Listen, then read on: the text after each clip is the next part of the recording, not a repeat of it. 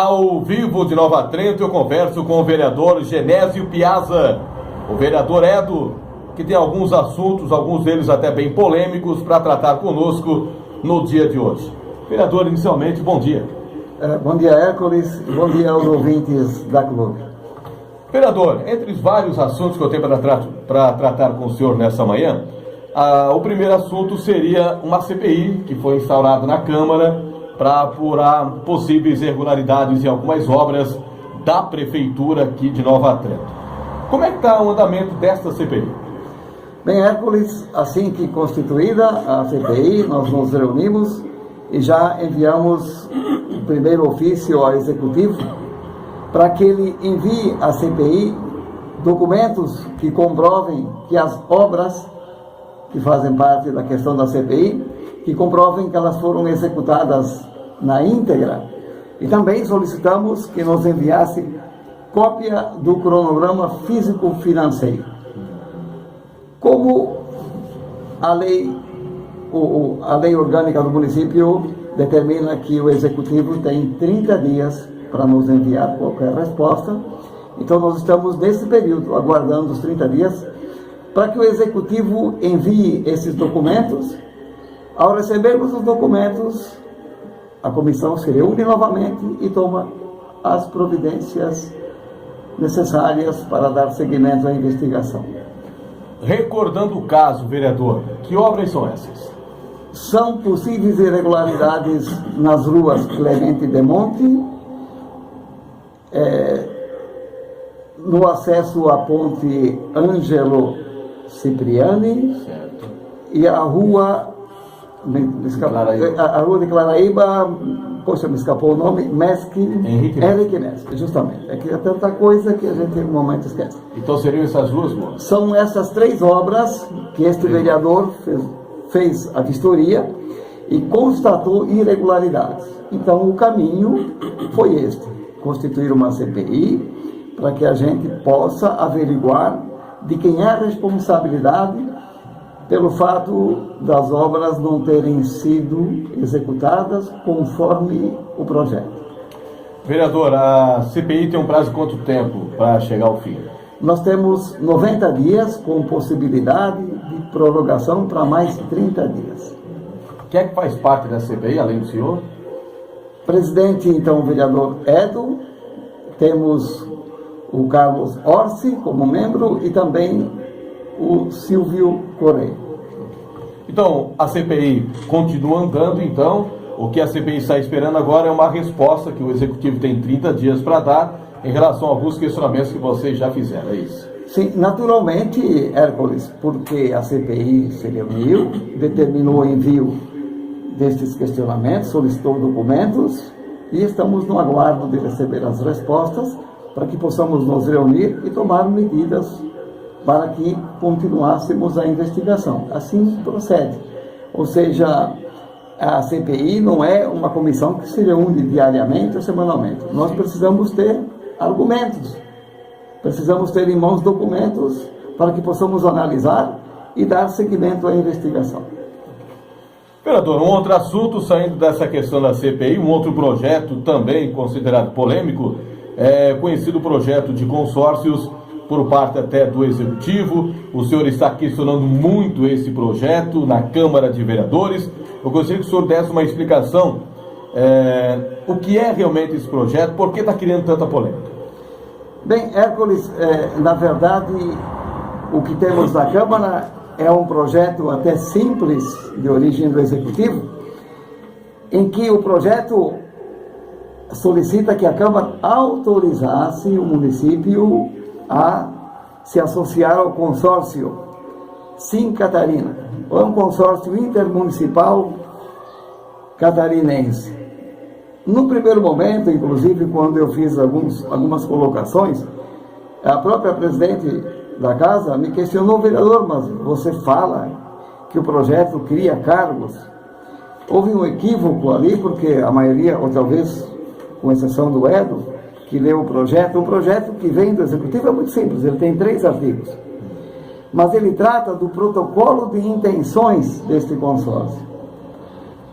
Ou seja, o projeto solicita apenas que nós autorizássemos o município a vir associar-se ao consórcio. Vou até ler os 2 primeiros artigos. O projeto fala o seguinte, que lá está. Artigo 1º. Fica ratificado na íntegra o protocolo de intenções do consórcio intermunicipal catarinense. Artigo 2. 2º. Fica autorizado o ingresso do município de Nova Trento no consórcio catarinense nos termos do protocolo de intenções. O que faltou foi prestar atenção no que diz o protocolo, que, por sinal, são aproximadamente 50 páginas. E o que é o protocolo de intenções? Bem, o protocolo de intenções é o instrumento pelo qual os participantes do consórcio públicos fixam regras que deverão ser seguidas no decorrer do consórcio. E então, ao ler o projeto, me deixou muito preocupado, Hércules, porque os consorciados, os municípios que aderirem, passam a ter uma série de obrigações. E isto, quando eu falo obrigações, são obrigações financeiras. E com certeza vem trazer muito prejuízo aos cofres públicos municipais. Além disso, me chamou a atenção a criação de inúmeros cargos, mas além da criação desses cargos, eles criam regalias.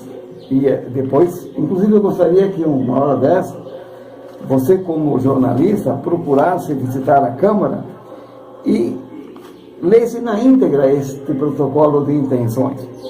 Para você ter uma ideia, eles criam aqui, ou na verdade já deixam bem claro que os funcionários desse consórcio têm direito à gratificação, inclusive gratificação cumulativa. Diz aqui no protocolo que o município pode ceder funcionários ao consórcio. E pelo fato dele ceder, esse funcionário já passa a ter gratificação. Mas se depois ele mudar de função dentro do consórcio, ele passa a ter mais uma gratificação. Então, eu sempre analiso com clareza as coisas. Se a intenção do município é aderir ao consórcio para economizar, como é que nós vamos economizar? Para você ter uma ideia, o município passaria, a partir do momento que a Câmara autorizar, e a Prefeitura utilizasse apenas do requisito licitação, por uma vez só, o custo mensal fica entre R$ 3.500 e R$ 3.700. Isso é um custo fixo. Mas, o que disse o cidadão que veio explicar sobre o consórcio? Se comprar um computador,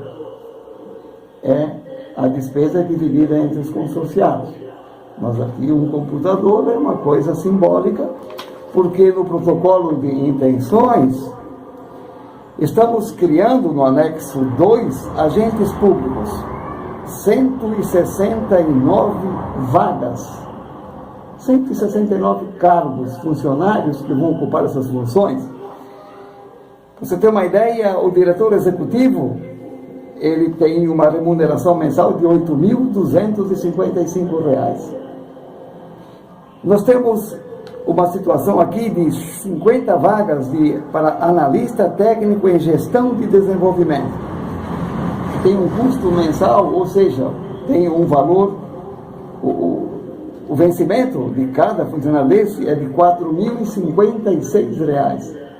Então, a somatória dos 169 funcionários que serão contratados, assim que os municípios foram aderindo, a somatória chega, se nós fizermos o custo de 13º e 1/3 de férias, R$ 7.060.000 por ano.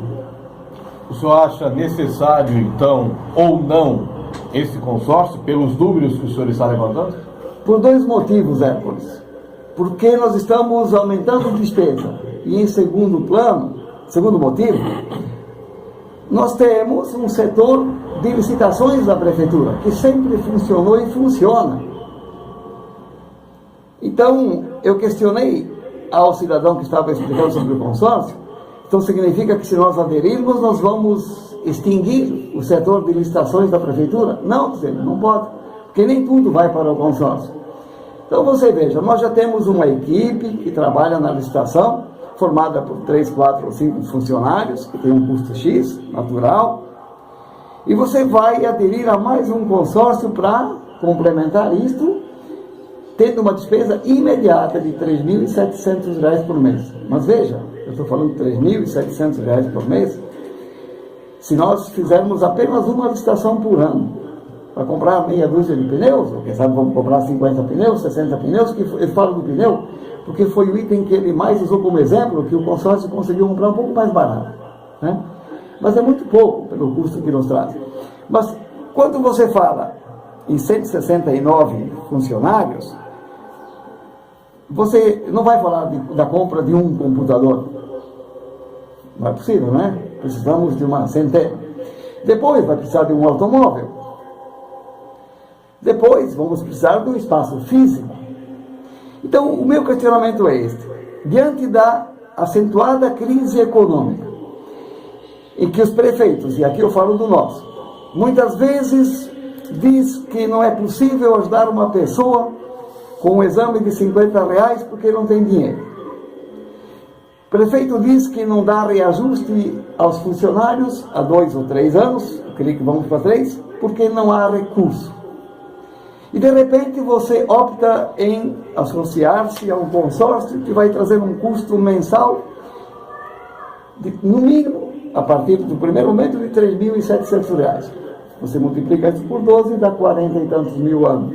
Mas como eu digo, isso é o básico, porque depois o consórcio oferece outros serviços. E a cada um que você aderir tem um custo. Então são essas coisas que eu me pergunto, mas o agente público, o poder executivo está ali a serviço de quem, afinal de contas? Se nós não temos dinheiro para as coisas básicas, a todo momento criamos mecanismos para aumentar despesas. Volto a dizer, não se dá reajuste para funcionário, mas cria-se empregos como foram criados no último ano e meio, inúmeros empregos. Não tem dinheiro, mas acaba-se dando gratificação para alguns funcionários, como aconteceu há cerca de um mês, quando, infelizmente, o Legislativo autorizou a gratificação para 2 funcionários de um salário mínimo por mês. São funcionários que já têm um salário razoável. Eu não digo que é um salário de magnata, mas quem ganha 3 mil e poucos reais por mês, você acaba gratificando ele com mais 965, enquanto o enfermeiro, a enfermeira, que ganha 1.200, 1.300 para cuidar de vidas, não tem um centavo de gratificação. Enquanto o auxiliar de manutenção ganha R$1.020 e não aparece na Câmara um projeto dizendo vamos dar R$50 de gratificação, porque aí o Edu seria a favor. Então são essas coisas que me deixam indignado. Ou seja, porque sempre que você falar do Executivo, sempre que você conversar com alguém sobre a necessidade de obras, de melhorias, não tem dinheiro, vereador. E depois simplesmente se pretende aderir a um consórcio e se cria cargos sem necessidade, a bel prazer, como que se isso não tivesse custos, né? Então eu espero que os vereadores usem de bom senso e vou fazer um apelo aqui, que a sociedade por um todo, que os funcionários públicos, diante dessa proposta de adesão ao consórcio, cobrem do seu vereador uma posição que digam, mas afinal de contas, você vai aumentar as despesas para o nosso município? Que essas pessoas, que os professores que estão sem reajuste também, que os funcionários venham à Câmara de Vereadores, conversar com a gente e procurar esclarecimento, para que, quem sabe, com isso nós conseguimos barar certas barbáries que são cometidas. Porque alega-se sempre que não tem dinheiro, mas, no entanto, ninguém limita as despesas. Parece-me, então, que é antagônico. Ou tem dinheiro mesmo, porque só se aumenta a despesa, ou está se mentindo, está se gastando o que não se tem, e daqui a pouco acabando estabelecendo o caos do município. Esse projeto, então, para a gente terminar esse assunto rapidamente, vereador, ele está sendo ainda discutido na Câmara de Vereadores e não foi a votação ainda para o povo entender. Sim, naturalmente, Hércules. Ele deu entrada há cerca de 2 semanas, e agora nós estamos no recesso, estaremos voltando dia 6 de agosto. Mas nós soubemos que em breve, ao voltarmos em agosto, em breve ele irá à votação. Então eu solicito que os funcionários públicos que estão sem reajuste há 2, 3 anos, os professores, o sindicato dos trabalhadores, que venham conversar, não é fazer pressão. Venham conversar para saber da gente, de todos os vereadores, quais são as vantagens de aderirmos a esse consórcio. Porque não há dúvida, gente, nós estamos criando aqui, se nós aderirmos a esse consórcio, e outros municípios haverão de aderir. Eu disse para o cidadão que lá estava explicando, nós vamos criar uma segunda Assembleia Legislativa, mas só na questão dos cargos, sem deputados. Ou seja, isto é rasgar o dinheiro do povo. Nós vamos ainda voltar a conversar sobre esse assunto quando a Câmara retornar do recesso e até conversar com o próprio prefeito ou até com o próprio vice-prefeito em relação a esse projeto que está tramitando na Câmara de Vereadores, onde o vereador Genésio Piazza Oedo já declarou aqui que é contra esse projeto. Vereador, para a gente terminar, vamos falar de projeto ainda. Recentemente foi um projeto para a Câmara de Vereadores do Executivo solicitando aprovação para que a Prefeitura pudesse adquirir um empréstimo para a compra de equipamentos e pavimentação. Sobre a pavimentação, projeto um pouco mais de 7 milhões, se não me falha a memória, ou quase isso. Os vereadores Tiago Dalsasso do PMDB e Cristina Dami do PR votaram contra esse projeto do empréstimo para a pavimentação. Esses vereadores fazem parte da bancada considerada de oposição ao prefeito Jean, no qual também o senhor faz parte. Esse projeto o senhor votou a favor, concordando que a prefeitura fizesse realmente esse empréstimo de aproximadamente 7 milhões para a pavimentação. Tiago foi contra, Cristina foi contra, o senhor foi a favor. Por quê?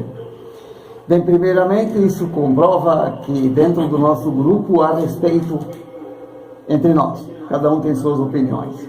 Mas eu justifico o meu voto favorável à questão da pavimentação, do empréstimo para a pavimentação, pois quando o prefeito veio até a Câmara para nos explicar sobre o destino dos recursos, eu fui o único vereador que questionou o prefeito no sentido de que, o senhor me fala em pavimentação no valor de 6 milhões e meio, se a memória não me falha, e o senhor não me falou da Rua Independência e da Rua Alferes, tida como a Rua do Salto. O prefeito ficou sem jeito. Pois é, vereador. Não, prefeito, o senhor me desculpa, o senhor falou aqui em prioridades, eu respeito todas as ruas, mas prioridades são essas 2 ruas. Então ele alegou que a Rua Independência, e eu concordei e concordo, que ela está para a pavimentação da Independência. Nós temos algumas emendas parlamentares em andamento, inclusive algumas já aprovadas, e penso que até empenhadas, dependendo da liberação dos recursos, para que pavimentássemos mais um trecho da Independência. Mas a Rua Alferes não. Então ele disse, pois é, vereador, nós estávamos pensando em interligar o São Roque com o 30 via assalto. Isso não, prefeito. Então o senhor está equivocado, porque aí os 6 milhões não é daqui chega. Então, levantei. E por que o senhor não pensa em apenas pavimentar aquela que tem prioridade máxima, que é a Rua Alferes até o Salto? Pois do outro lado, sem menosprezo, mas moram 3 ou 4 famílias que vivem na Poeira. Mas 95% do movimento de veículos é na Rua Alferes. Digo que se o senhor pavimentar apenas a Rua Alferes, 100% do movimento vai passar por aí. Então aquelas pessoas que estão lá numa rua não pavimentada também vão se livrar da poeira. O prefeito disse que a ideia era boa, que ia estudar. Nesse intervalo ele procurou os líderes desta rua e explicou a situação, não disse o nome do vereador que colocou a rua como prioridade, mas disse que gostaria que eles conversassem com o vereador Edno para convencê-lo a votar a favor. Eles me procuraram e eu expliquei para eles, é natural que eu sou a favor, desde que o prefeito assuma o compromisso de que vai pavimentar a rua de vocês, a rua Alferes. E na reunião que eles tiveram, eles me procuraram novamente, e vocês saíram de lá com a certeza de que ele irá pavimentar? Os 3 representantes me disseram, não, saímos lá convictos de que ele vai nos usar e não vai pavimentar a rua. Então, diante disso, eu tenho minha posição. Eu penso em votar a favor porque eu tenho como questionar depois, como cobrar depois. Argumentos para cobrar o prefeito, para que ele venha a investir parte dos recursos desta rua. Então, de comum acordo, eles concordaram que eu deveria me posicionar assim. Então, eu digo, o meu voto, eu o justifiquei dizendo que estava votando em nome da comunidade, que diante de nós estarmos autorizando o empréstimo de até 6,5 milhões, o Executivo deveria assumir o compromisso de pavimentar esta rua. E segundo informações que eu obtive depois com os líderes da comunidade, o prefeito os procurou e assumiu o compromisso de que vai pavimentar. Então, portanto, o meu voto foi favorável nesse sentido, de que então parte desses recursos precisavam ser destinados à pavimentação desta importante rua, para que pudéssemos tirar da desgraça da poeira inúmeras famílias, porque é muito triste o cenário de quem vive ali nos dias de poeira, nos dias de sol, e que o pó parece não baixar durante as 24 horas de uma jornada. Está explicado então porque eu voto a favor do vereador Genésio Piazza, o vereador Edson. Vereador, estou em cima do horário. Obrigado pela sua presença. Eu agradeço, Hércules, pela oportunidade e estarei sempre à disposição para trazer esclarecimentos quanto à questão de projetos referente à vida pública municipal, para que o povo saiba de que nós estamos lá, sempre atentos àquilo que é de interesse da sociedade. E quando nós questionamos alguns projetos, é porque, no meu entender, eles não são favoráveis à sociedade. Porque tudo que veio para aquela casa e foi de interesse do povo, este vereador sempre votou a favor e sempre lutou para que fosse aprovado. Agora, nós também temos que ter bom senso e saber discernir o que é bom e o que não é bom para o povo.